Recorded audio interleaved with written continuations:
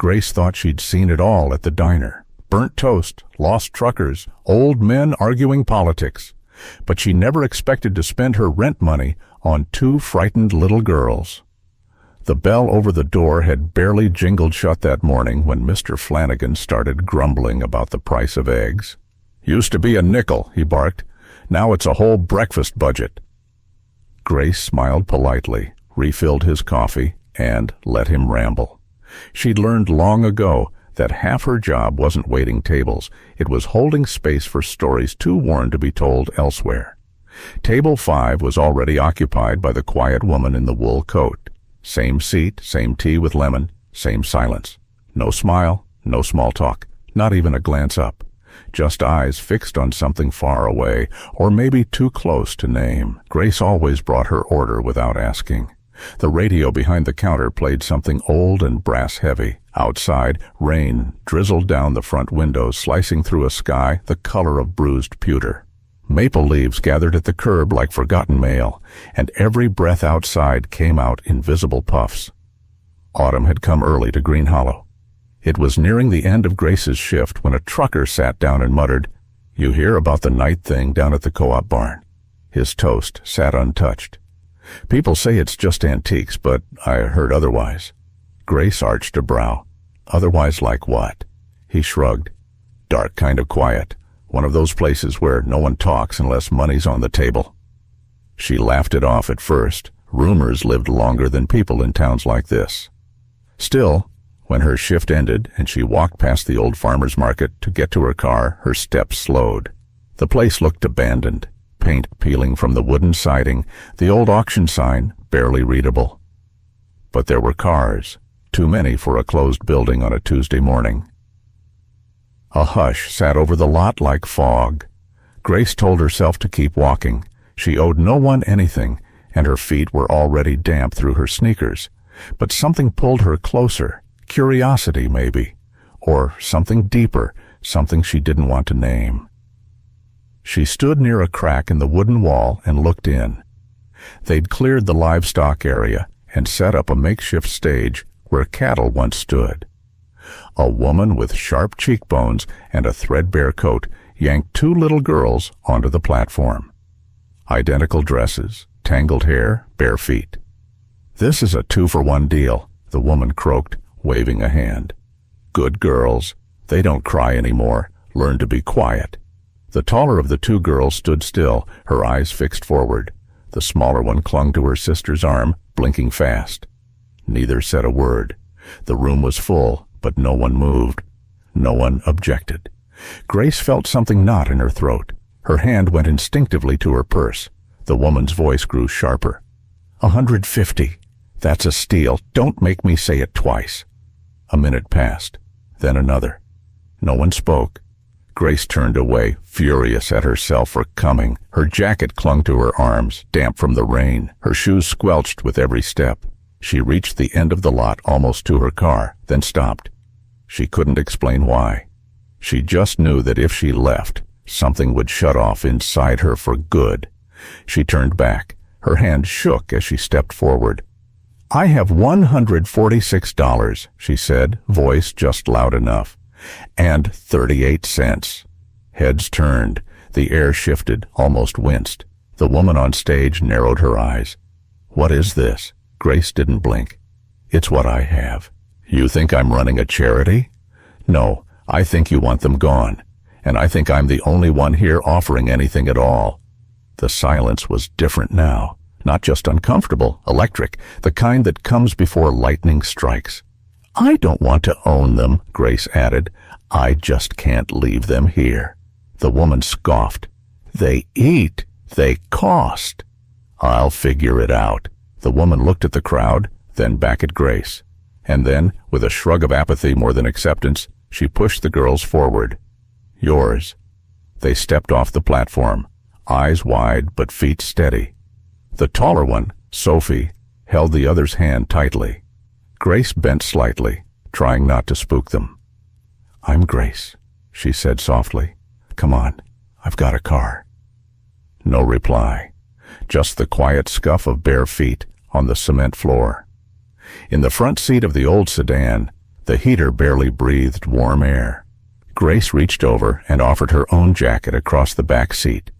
Sophie pulled it around both of them without speaking. Hazel, the smaller one, looked out the window.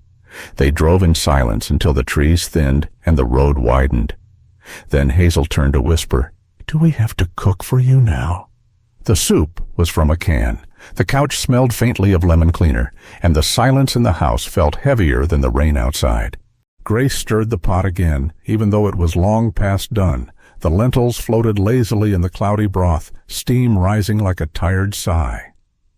The gas stove ticked faintly beneath the low boil, and the refrigerator gave a mechanical grunt every few minutes, like it was protesting the weather, too. Behind her, the living room remained quiet. The girls sat stiffly on the edge of the pull-out couch, feet barely touching the rug. Sophie held her knees, eyes fixed on the wall. Hazel glanced toward the kitchen with a quick darting motion, then looked down again. Grace turned off the burner and ladled the soup into mismatched bowls. She'd set the table earlier. 3 chipped plates, 3 metal spoons, and paper napkins folded neatly beside each bowl. It wasn't much, but she'd grown up with less. She walked in slowly, placing the bowls down. "Dinner's ready," she said, her voice light but careful. Neither girl moved. Grace took the seat across from them and tried again. "It's not hot enough to burn you, promise." Still, they didn't touch the spoons. Hazel's eyes shifted to Sophie, then back down. Sophie didn't flinch. Finally, Hazel whispered, "Do we have to ask first?" Grace blinked. "Ask what?" "What to do. To get food." The words fell like stones. "No," Grace said gently. "You don't have to ask. You're allowed to eat. This is your food, too." Hazel's hand hovered over the spoon, uncertain. Sophie reached first, slow, tentative. She brought the spoon to her lips without looking at anyone. Grace didn't speak. She let the moment settle. Outside, the trees wept under the weight of wet leaves. Sap clung to the bark in thick rivulets. The kitchen window fogged with steam, and in the distance a dog barked twice and then stopped. Down the road, someone had already strung Christmas lights over their porch, even though Thanksgiving hadn't passed. This house, though, had no lights, no wreath, just peeling paint and the faint smell of lemon cleaner.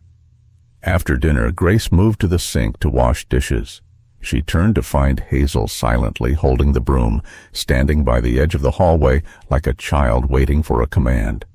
"You don't have to," Grace started. Hazel didn't wait. She began sweeping without a word, slow, deliberate strokes across the worn wooden floor. Sophie, meanwhile, had opened a cupboard in the hallway and pulled out a roll of toilet paper. She tore off sheets and began drawing on them with a pencil stub she'd taken from beside the phone. Lines, faces, a figure with 2 long arms and empty circles for eyes. Grace stood in the doorway, unsure if she should stop her. Instead, she watched as Sophie folded the sheet and tucked it back into the box. She glanced up, caught Grace's eye, then quickly looked away. The knock on the door came just as Grace had finished rinsing the last dish. It was a light rap, 2 short taps and a pause.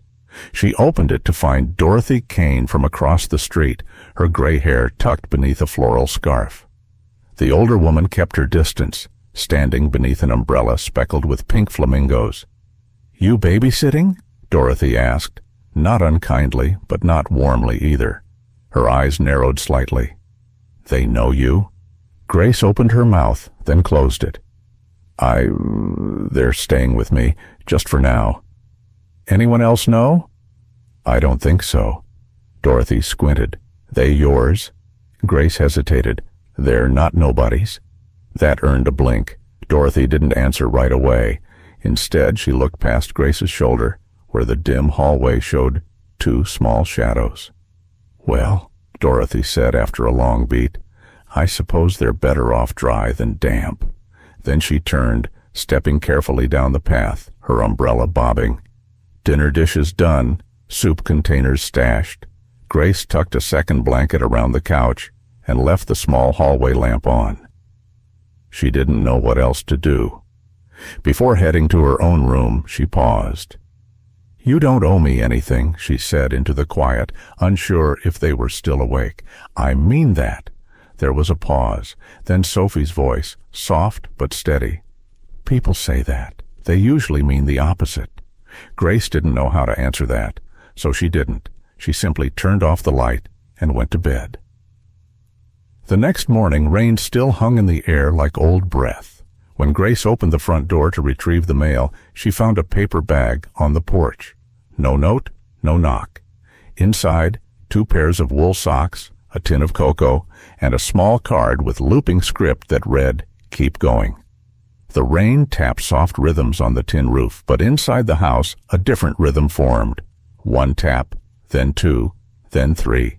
Grace stood barefoot in the kitchen, her sleeves pushed up, the smell of cinnamon and sugar curling through the warm air. The old oven creaked as the batch of cookies browned unevenly, and the radio hummed with low static between gospel songs and public service announcements. Outside, the rain hadn't let up since Friday. The street looked like it had been painted in gray. Sunday was usually a day of silence in Green Hollow. Church bells echoed faintly from down the block, bouncing off empty porches and the wet pavement. Grace had decided not to ask the girls about school for Monday. Some things needed time to settle. There was a soft knock at the back door, not the usual kind. 2 knocks, pause, then a lighter tap, like someone hesitant. She opened it to find Rowan standing there, coat damp, a brown paper bag in his arms. His sandy hair clung to his forehead, and his cheeks were pink with cold. He didn't say a word. Grace smiled. "Delivery?" He nodded once and handed her the bag. She took it, noticing the neat handwriting on the side. From Cora and Rowan. Extra cocoa for little hands. "You want to come in for a bit?" she asked. He gave a slight shrug, then stepped inside. The girls were sitting on the rug in the living room. Sophie had arranged cereal boxes and empty cans into makeshift walls, while Hazel was trying to balance a spoon upright on her knee. Rowan stood in the doorway, watching. Hazel noticed him first. Her shoulders stiffened. "What's he looking at?" "He's not," Sophie said calmly. "He's just noticing." Grace stepped back and let them find their rhythm. Rowan walked over and set the bag down, then sat cross-legged a few feet away. Hazel didn't move. She stared at him, wary. Then he reached out and tapped the floor once with 2 fingers. Pause. 2 taps. Pause. 3. Hazel frowned. "What's he doing?" Sophie tilted her head. "He tapped 3. That means he's not sure." Hazel blinked. "Not sure about what?" "Anything. Yet." Rowan gave the faintest smile and pulled the bag of cocoa closer. He held it up and pointed at the label, then mimed sniffing. Hazel narrowed her eyes. "Hazelnut." He tapped twice. "No." Tap once. Sophie giggled. It was small, almost missed, but it warmed the room like the oven had. Hazel looked between them, unsure whether to feel embarrassed or included. "We made up the tapping when we couldn't talk," Sophie said suddenly, eyes not leaving Rowan's hands. "When it was dark." Hazel shifted. Grace, standing in the kitchen doorway, didn't speak. "1 tap meant yes," Sophie continued. 2 was no. 3 was, I don't know. Rowan nodded. Then, deliberately, he placed his hand flat on the table between them and tapped once. "Yes." Sophie smiled. Hazel looked down at her knees. "So, we can use it here too?" "If it helps," Grace said softly from the kitchen. The next hour passed slowly. Rowan pulled out the tin of cookies he'd brought with the cocoa. They weren't perfect, some burned at the edges, some crumbling, but the kids passed them around like treasure. When Hazel guessed oatmeal raisin and was wrong, Rowan tapped his fingers again, 3 quick beats, and tilted his head. She rolled her eyes and muttered, "Don't look so smug." The 3 of them sat on the rug, exchanging guesses and silent signals, the cookies disappearing one by one. The tapping continued, light, patient, gentle, and then, as Sophie mimicked Rowan's clumsy sign for good, something unexpected happened. Hazel laughed. It was a quick, bright sound, almost too fast to catch, but it was real. Sophie joined in. Even Rowan let out a quiet huff that could have passed for a chuckle. Grace stood at the kitchen counter, one hand over her heart. She didn't say anything. She didn't want to break it. Later, when the rain had softened to a hush and Rowan's mom came to collect him, Grace cleaned up the mugs and wiped down the table. She reached for the tin of cocoa and found it heavier than expected. Tucked behind it was a folded note on thick paper. "There's more good ahead than you think." Hazel had never spoken in front of a room full of strangers. But that day, her voice echoed louder than the bullies who tried to drown it. The lunchroom at Green Hollow Elementary smelled faintly of ketchup and waxed floors.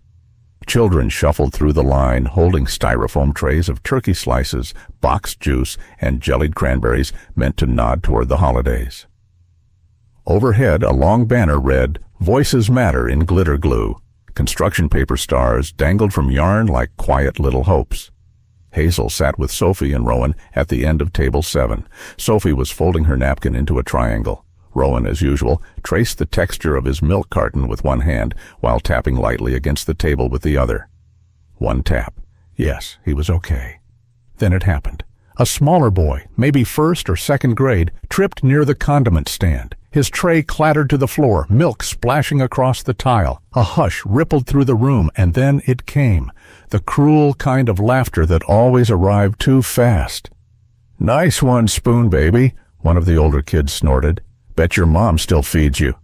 The boy blinked behind his glasses, face red, bottom lip trembling. He tried to speak, tried twice, but the words got stuck.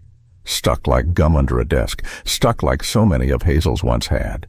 Something moved in her chest. She stood. The room wasn't ready for that. "He's not a joke," Hazel said, her voice sharp and sure. "He's trying. That matters." Sophie stopped folding. Rowan tilted his head and smiled faintly. "Go ahead and laugh," Hazel said, turning to the older boys. "But one day, you'll be the ones too scared to say something important, and you'll wish someone like him had spoken for you." Silence stretched across the cafeteria like ice. One of the boys muttered something under his breath, but didn't meet her eyes. Sophie tapped the table once. Hazel caught it, smiled.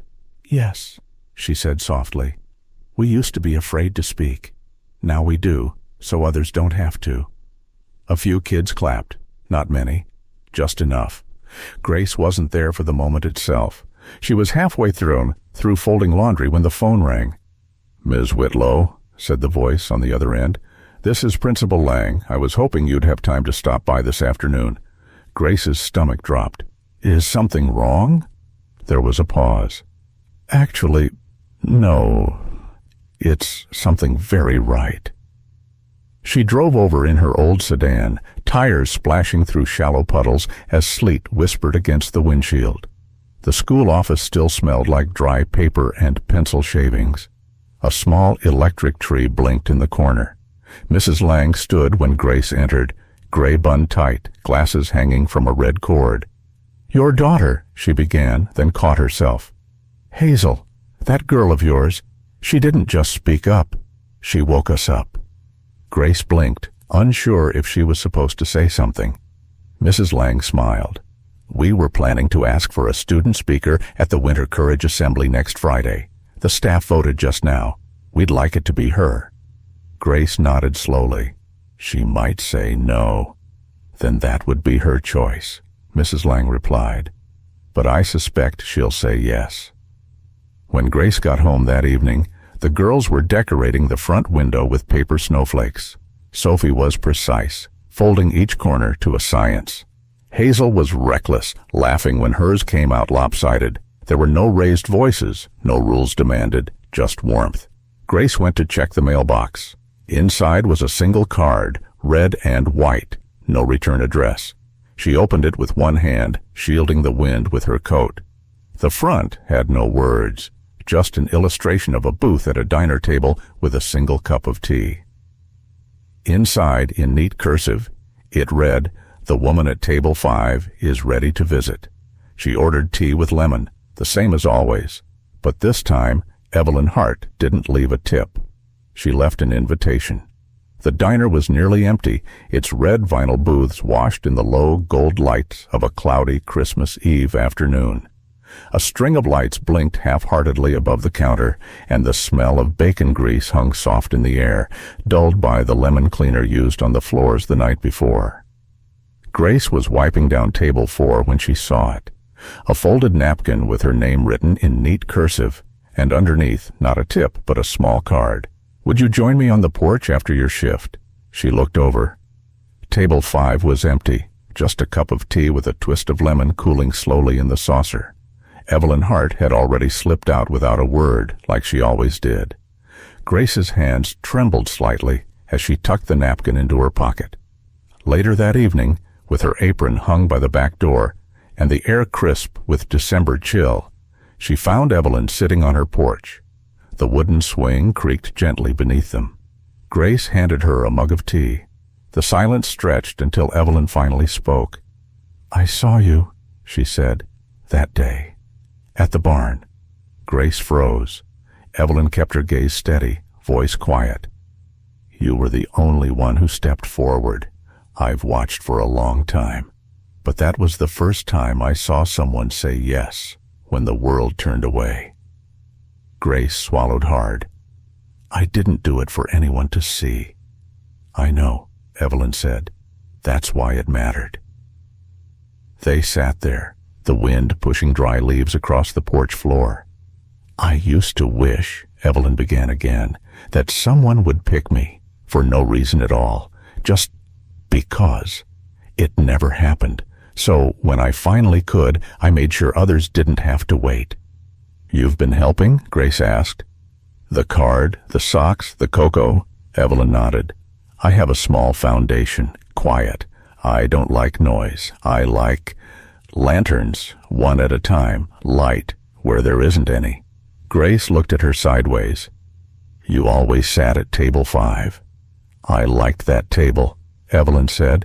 "You didn't ask questions. You brought the tea just right, and you always seemed like you were still listening to the world." Inside the house, the smell of cinnamon and vanilla cookies drifted out from the slightly cracked window. Laughter bubbled up. Sophie and Hazel were arguing gently over which frosting color matched the reindeer's nose. Rowan's quiet tapping followed, like soft punctuation. Evelyn took a breath. "I don't want to interfere, but if there's a place, I'd like to stay close." Grace didn't answer right away. She stared out at the yard, where the winter grass curled under frost. Then she said, "This doesn't feel like charity." "It's not," Evelyn said. "It's just keeping the light on, in case someone else needs to find the way." That night, dinner was simple. Roasted chicken, canned cranberry sauce, cornbread from a mix. But the table was full. 5 plates, 5 voices. Evelyn helped pour water and pass napkins, and after dessert, she cleared dishes and hummed as she rinsed them. Later, she read aloud from one of Rowan's books while he leaned against her, eyes wide. Sophie curled on the floor with a pillow under her chin. Hazel asked if they could do this again tomorrow. Grace stood by the doorway, her eyes glossy, arms crossed lightly over her chest. A knock came just before bedtime. Dorothy Kane stood there, wrapped in a thick coat, cheeks pink from the cold. She looked past Grace toward the scene inside. Her voice was quieter than usual. "If you ever need extra soil for that garden," she said, "I've got plenty." Grace nodded. "Thank you." Dorothy hesitated, then added, "Merry Christmas." When the house had quieted and the dishes were dry, Evelyn stood by the kitchen doorway, tea in hand. Grace reached for a towel, unsure what to say. Evelyn looked at her, then spoke softly. "Would you mind if I didn't disappear this time?" They called it a garden, but the first things they planted were hope, forgiveness, and the promise of trying again.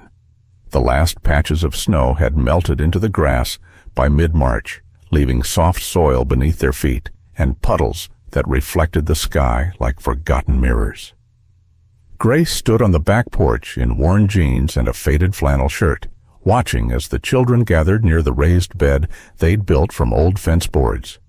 The wooden sign Sophie painted leaned slightly to the left, but the letters were clear. Garden of Second Tries. Rowan knelt in the damp earth, hands muddy but sure, pressing pea seeds into shallow holes. Evelyn had wrapped a scarf around his neck earlier that morning, humming as she tied it gently. Hazel read the back of the seed packet like it held secrets. Sophie was crouched beside a small slate board, sketching a diagram of the human heart with chalk, labeling the arteries with soft, careful strokes. Dorothy arrived just before noon with a bag of compost slung over one shoulder and a plate of oatmeal cookies wrapped in wax paper. She didn't stay long, just nodded, handed Grace a tin of chamomile tea, and said, "You've got something blooming here." Inside, the living room had taken on the feel of something permanent. The bookshelves Grace had never bothered to fill were now lined with cookbooks, dog-eared library returns, and Sophie's hand-labeled anatomy guides. On the mantel, between a jar of marbles and a wooden owl, Hazel painted blue, stood a photo. 5 people, arms linked, sunlight behind them, imperfect and unmistakably whole. That evening, Grace set out 5 blank envelopes and a bowl of smooth stones. A fire crackled in the stove, soft and low, and the room smelled faintly of soil and cinnamon. She told them the idea, a letter to their future selves, something to tuck away, something to remember. Sophie chose a pencil and wrote slowly on lined paper, head bent. Hazel pulled her spiral notebook into her lap and titled the page in thick black letters, "Why Loud is Good." Rowan reached for a pebble and a small braille slate. He pressed each dot carefully, pausing between words. When he finished, he placed the pebble on the coffee table. It read, "Home." Grace sat beside the window, her knees pulled to her chest, pen in hand. She didn't start right away. Outside, dusk had settled. The sky was streaked with soft coral and ash, and the early buds of crocuses had begun to peek from the edges of the garden bed. Her letter was short. "You weren't born brave, but you stayed." Evelyn didn't write. She sat near the fire with her hands folded and eyes half closed, listening. When the children finished, they tucked their letters into envelopes, scribbled their names, and added one word beneath, "Me." They laughed a little, teased one another, passed around the cookies. Hazel declared her word would be speaker. Sophie wrote doctor. Rowan tapped once. Sophie translated with a quiet smile. Good. Then, in a pause between chatter and clinking mugs, Rowan tapped the table once more. Sophie leaned in and whispered, "He said this is what good feels like." No one replied. No one needed to. The sun sank further. Light poured through the west-facing window, turning the dust in the air into gold. Evelyn reached over and straightened the photograph on the mantel. Grace noticed, said nothing, just smiled. Outside, the garden waited, quiet, damp, ready. Inside, 5 hearts rested in rhythm, like a single note held just long enough to be remembered.